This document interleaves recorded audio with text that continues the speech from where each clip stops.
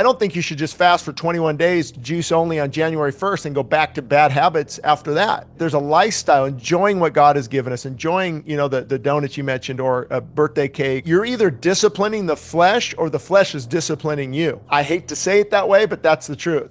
I'm either bringing my flesh into subjection or my flesh is leading me. And it's a balance. It's a hard, you've got that battle inside of us. And so I think as we're following God, as we're asking for clarity, as long as it's not, I want to get a 6-pack of abs and I want to be this super spiritual person. I want to, if your focus is on serving God and pleasing Him in the Word, you'll be guided. You'll be led to what is the right direction.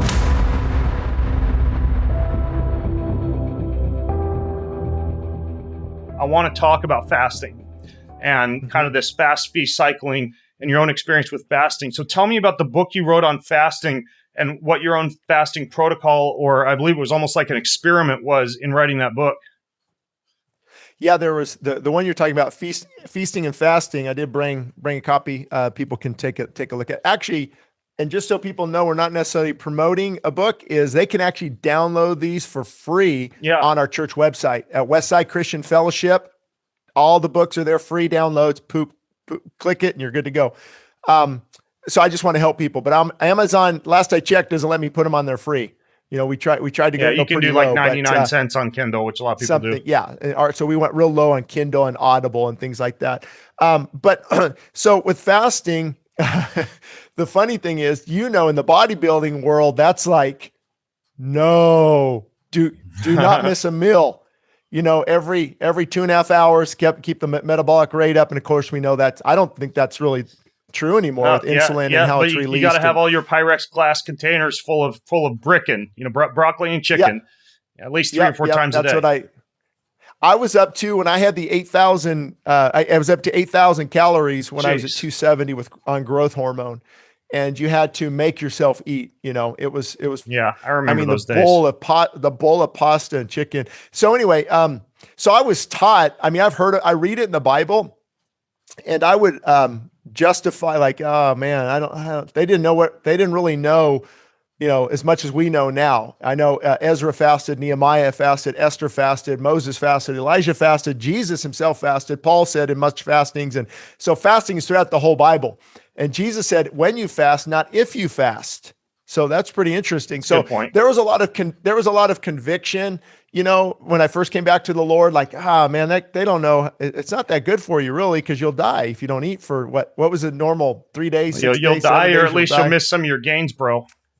Yeah, you'll miss. They call it looking. Back when I was lifting, it was you look sucked up. Yeah, I don't know what they say now, but you look sucked up. And now you call it gear for steroids. Back then we called it on the juice. Yeah, and so I was pretty much pushing it away, especially if you're into, as I get older now, wanting to retain my muscle. Hello. I went from bench pressing 315 pounds 15 times to now maybe deadlift it. It's just because you start to decrease, as you know. And so that by the way, Shane, is an uphill battle now in people who are encouraging fasting, is this concept of muscle-centric medicine, which is fantastic. Muscle is critical for longevity.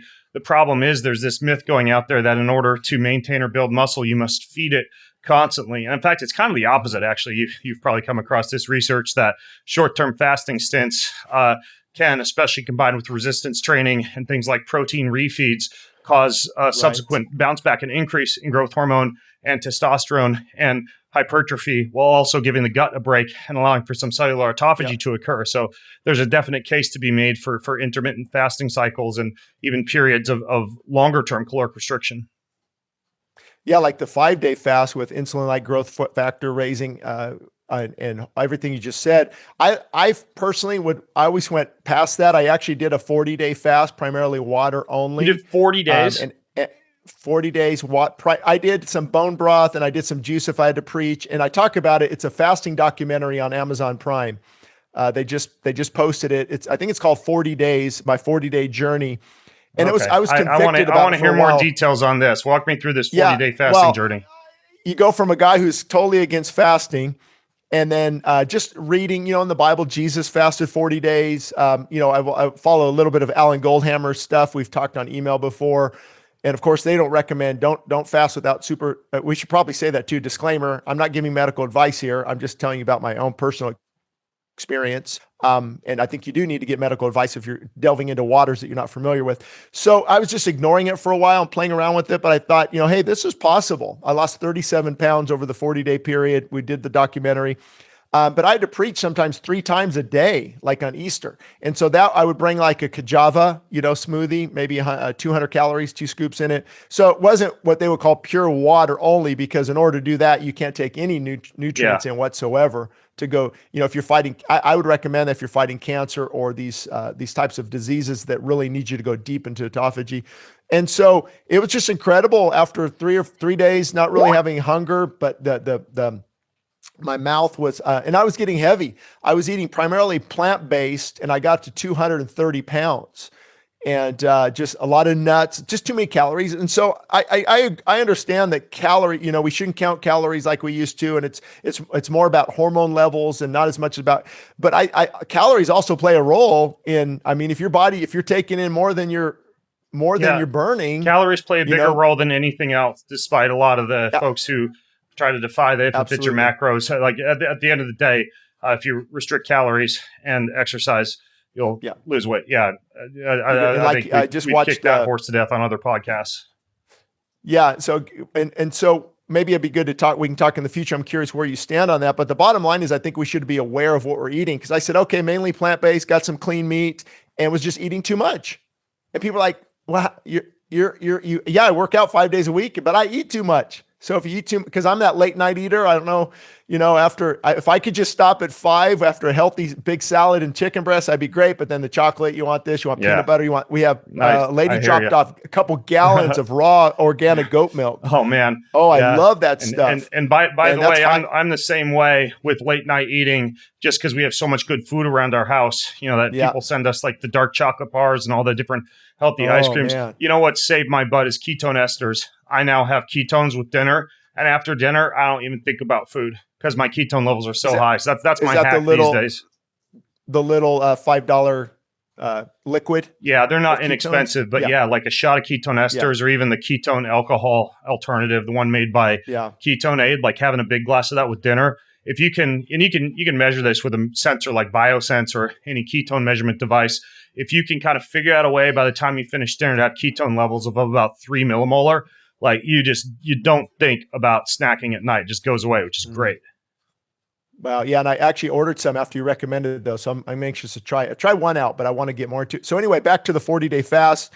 And there was a time where I said, forget it. We were at the in-laws house and I had some salad and a little bit of meat, and I'm feeling like, how you're going 2 weeks, you feel like upset, depressed, and I blew it a little bit.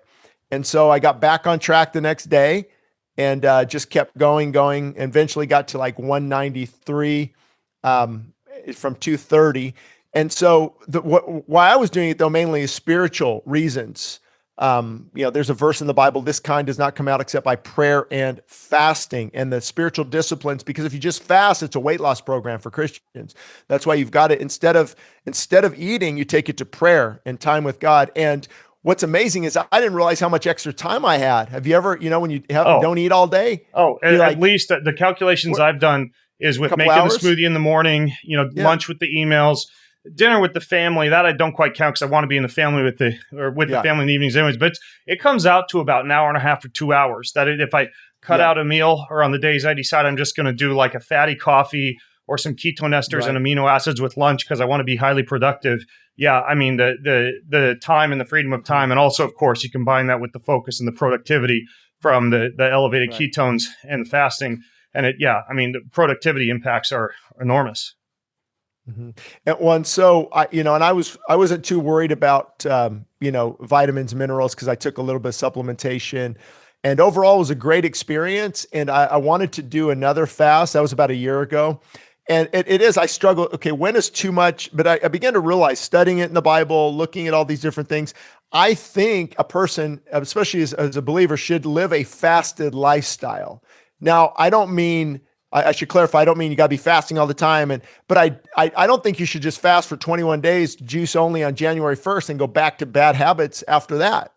there's a lifestyle, enjoying what God has given us, enjoying, the donuts you mentioned, or a birthday cake, but you're either disciplining the flesh or the flesh is disciplining you. There's, that's, I hate to say it that way, but that's the truth.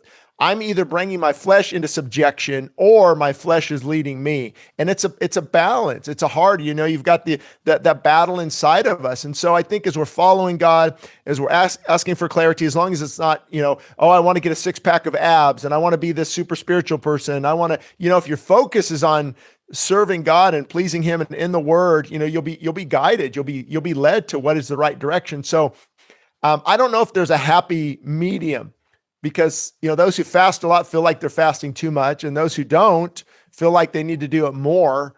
But I think if you can just, live a self-disciplined life, and I think adding fasting to your weekly schedule is pretty important, because that way you don't get too out of control. I think so too. And just to share with people like a practical boots on the streets protocol, actually, I'll do that in a moment, but I got to mention, and I don't know if you've seen this book, but I first discovered the power of combining spiritual disciplines with self-denial from a caloric or a food standpoint when I read a book. It's super cheesy looking. You can find it on Amazon. I think it's only a couple bucks, but it's called Atomic Power with God Through Fasting and Prayer. It's by a guy named Franklin Hall.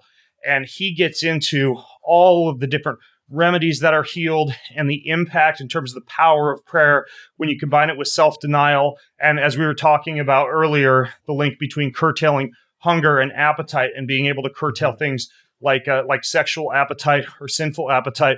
And I read that book. It was absolutely fantastic. But to get back to what I do now is daily I do an intermittent fast for 12 to 16 hours. And I got to admit, I'm a lean guy with the high metabolism. Most days I wake up hungry and I could go make myself a smoothie right away. But I engage in all of my morning spiritual disciplines, the prayer, the devotion, the scripture reading, etc., without any coffee, without any food, and I have a big glass of water when I get up. So there's like a mini fast each day. For women who are premenopausal, you want to be kind of careful with that because it can downregulate fertility and have an impact on the endocrine system. So women do a little better with 10 to 12 hours, guys closer to like 12 to 16 hours. But I think that's fine from a daily standpoint. And then every quarter, I do a longer kind of like getaway, similar to your 40-day fast, but only 3 to 5 days, where it'll be juice or bone broth or amino acids and ketones, at least 40% or less of the calories I'd normally consume. This would be almost like what would be called a fasting mimicking diet approach. And I use that time to catch up on the giant stacks of books, on the deeper sections of prayer, sometimes a solo retreat in my house, like a staycation, so to speak. And so 4 times a year, spring, summer, winter, and fall, I have caloric restriction and fasting combined with prayer, meditation, spiritual reading, and a focus on the spiritual disciplines. So it's intermittent fasting daily, and then a quarterly deeper dive for 3 to 5 days, which is pretty achievable. And then you mentioned about kind of balancing the caloric intake with the caloric denial. Well, this is where I think, religion, if you want to call that, ties in pretty beautifully with these spiritual disciplines, because we have one day of the week, Sundays, where not only is my physical activity much lower, or at least less intense, it's like walking with the family, bike rides, tennis, pickleball, etc. But Sundays are the feast day. Sundays are the glorious, like double waffle breakfast with the family, or big pile of eggs, and the big lunches sometimes with friends, and a big dinner party at our house. And you just basically fill the body with everything it needs for the whole week, which is also great for resetting the thyroid, making sure the thyroid doesn't get downregulated from too much caloric or carbohydrate restriction. That's a day in which I don't worry at all about carbohydrates, even though I'm more careful with carbohydrates on the other days. So basically, I would say 6 days of the week, I'm kind of sort of hungry most of the day, and especially hungry during that intermittent fasted period. And then that's the self-denial piece that we talked about earlier in this podcast, has so many side benefits. And then I get that one day of a week where it's rest, where it's embracing, almost like a little glimpse of heaven. And I get all the food I want, all the feasting I want. And then 4 times a year, I can do the fasting with a deeper focus on the spiritual disciplines. Again, back to what you just noted, especially because I've got an extra 2 or so hours in the day because I'm not making or worrying about food anyways. Yeah. Well, you just made a couple good points. And I think that protocol, I would actually heavily endorse that protocol and encourage people to do that. And when you take that 3 to 5 day, it's good. When you have a little bit of juice, that's why you can get a lot of stuff done with your book reading and different things, because if it's just water only, that's when you go into some pretty deep detox symptoms and things like that, which is good too. But I want people to know, hey, I'd rather have you have 200, 300, 400 calories of juice every day and get through a 5-day fast than have you give up on day one.